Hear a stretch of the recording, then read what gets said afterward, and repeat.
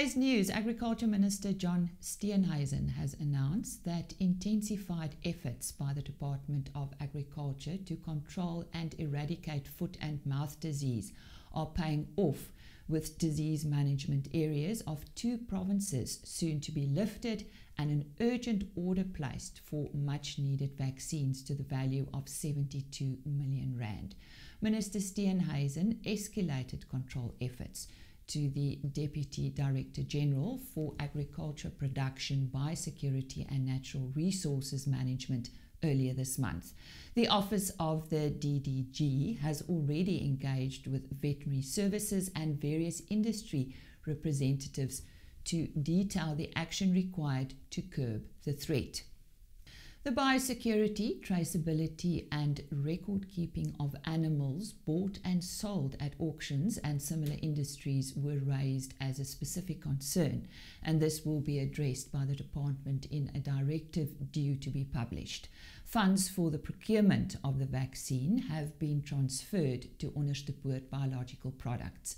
The procurement process has started and the next batch of vaccines is estimated to be delivered by mid-June. The South African summer crop forecast for 2025 remain optimistic, with overall production expected to be slightly higher than last year. The latest Crop Estimates Committee report indicates a commercial maize crop of 14,644 million tonnes, which represents a 13.96% increase from 2024's crop. White maize production is forecast at 7.648 million tonnes, while yellow maize is expected to reach 6.996 million tonnes. The Free State, Mpumalanga and Northwest provinces are projected to contribute 81% of the total maize yield.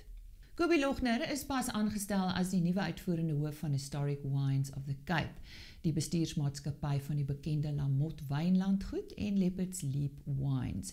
Lochner is tans die senior bestuurder vir groei en ontwikkeling by Heineken Beverages International en sal op 2 Junie by Historic Wines of the Cape aansluit. Lochner neem die leiersels oor by Hein Koegelenberg, wat teen die einde van 2025 aftree. Koegelenberg was vir 26 jaar by die maatskappy betrokke. Hy het tydens sy loopbaan onder meer baanbrekers werk vir Suid-Afrikaanse wyn in die Verre Ooste gedoen. Northern Europe faces its worst drought in decades, impacting harvests from Scotland to the Netherlands. The dry spell has resulted in parched soil and delayed crop growth in countries like France, Belgium, Britain and Germany. This is the result of unusually low rainfall. Water scarcity threatens crops such as wheat, maize and barley. Britain's reservoirs levels are exceptionally low and farmers are irrigating earlier. The Netherlands is experiencing its driest period since 1906, and Germany warns of forest fires and poor harvest due to insufficient rain. A study by Nature Food has found that Guyana is the only country among 186 nations that is entirely food self-sufficient across 7 food groups. Globally, 65% of countries are overproducing meat and dairy, while underproducing nutrient-dense crops. Less than half produce enough plant-based proteins or starches, and only 24% are producing enough vegetables. China and Vietnam are almost self-sufficient. Europe and South America shows higher self-sufficiency than small island nations, Arabian Peninsula countries and low-income nations. 6 countries unable to meet their needs in any food group. These are Afghanistan, the United Arab Emirates, Iraq, Macau, Qatar and Yemen. From 2001 to 2016, the Amazon basin lost roughly 27,000 square kilometers of forest annually, resulting in 17% deforestation by 2021. The loss of forests, particularly in Brazil's Mato Grosso and Rondônia states, has significantly altered precipitation patterns. According to a study published in AGU Advances, a 3.2% forest cover reduction has led to a 3.5% decrease in evaporation and a 5.4% decrease in precipitation. The researchers emphasize that these land cover changes are critically impacting regional rainfall, affecting river flow, hydropower, agriculture and fire risk. Arnold Prinsloo, uitvoerende hoof van Escort, het volgens berigte gewaarsku dat Suid-Afrika 'n voedselsekerheidskrisis in die middel van die winter in die gesig kan staar. Dit volg op 'n verbod op Brasiliaanse hoenderinvoere wat noodsaaklik is vir die vervaardiging van bekostigbare verwerkte vleisprodukte soos belonie. Hy meen dat produksiebande teen Junie tot stilstand kan kom. Prinsloo doen 'n beroep op die Nasionale Departement van Landbou om die verbod te beperk tot slegs die Brasiliaanse deelstaat wat deur voëlgriep geraak is en om Brasilië se aansoek vir 'n soneringsooreenkoms te bespoedig. Hy beklemtoon ook dat Suid-Afrika vir 92% van sy meganies ontbeende vleis van Brasilië afhanklik is en dat plaaslike produsente nie hierdie tekort kan aanvul nie. Dit kan werksverliese en sosio-ekonomiese onstabiliteit tot gevolg hê. 42 elephants, including 5 families, have been successfully translocated from Addo Elephant National Park's main camp to its Kabuga section, marking the first time elephants have been in this 26,000 hectare area in over a century.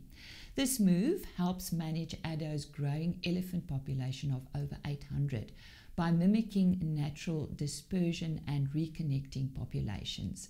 Conservationists highlight elephants as ecosystem engineers that transform landscapes for other animals.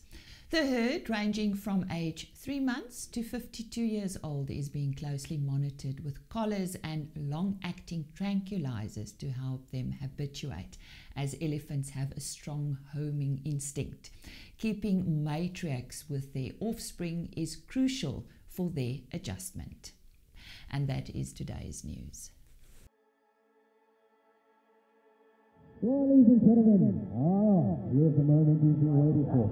The National Young Auctioneering Competition was a game changer for me. Winning in 2023 was an amazing experience, and my advice, stay confident, practice hard and bring your best energy.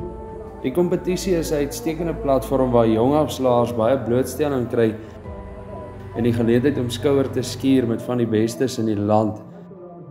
Vir my persoonlik het die kompetisie baie beteken vir my selfvertroue as jong afslaer. Winning the 2022 competition created great awareness about me as an auctioneer coming through the ranks. Die kompetisie het vir my as intreder in die bedryf baie selfvertroue gegee. Dit het ook vir my baie goeie blootstelling gegee en deure in die afslaarsbedryf oopgemaak. Winning the competition meant a lot to me. It was a very special, memorable day for me that I'll probably cherish for the rest of my life. You just got to really want it. So be a go-getter with self-confidence. Vir my as een van die vorige wenners in die jaar 2018 sien ek dit as 'n uitstekende geleentheid vir elke nuwe opkomende afslaer wat die bedryf wil betree om jou afslaarsvernuf en talent op die rostrum te kom tentoonstel. Die Toyota afslaerskompetisie een van die beste platforms om blootstelling te kry vir 'n jong afslaer in die afslaarsbedryf. En dit is iets wat elke afslaer of jong afslaer in die bedryf nie kan mis nie.